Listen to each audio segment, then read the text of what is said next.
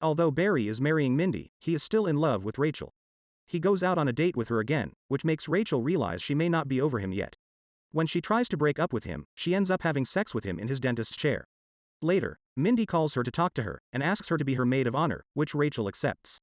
However, Mindy also mentions that she thinks Barry's cheating on her. Rachel tries to assure her that when she and Barry were engaged, she suspected that he was cheating on her. Unfortunately, this is even worse for Mindy, who confesses that she did the exact same thing with Barry at the time, which makes Rachel admit her affair. They then storm over to Barry's office, intending to break up with him. He then defends himself, saying although he loves them both, he loves Mindy most and wants to marry her.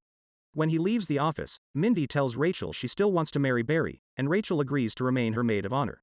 Later, Rachel admits to Monica that after months of pondering on whether she made the right decision leaving Barry at the altar and not marrying him, she now knows she did.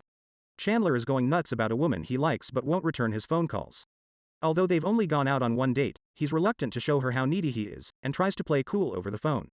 When she comes over at the coffee house to meet him in person, she explains how she had his number wrong. Although the guys interpret this as a nice gesture, Chandler is unsure about a second date with her, as he thinks it's needy. Meanwhile, someone named Sydney Marks is spying on the friends from Ugly Naked Guy's building with a telescope.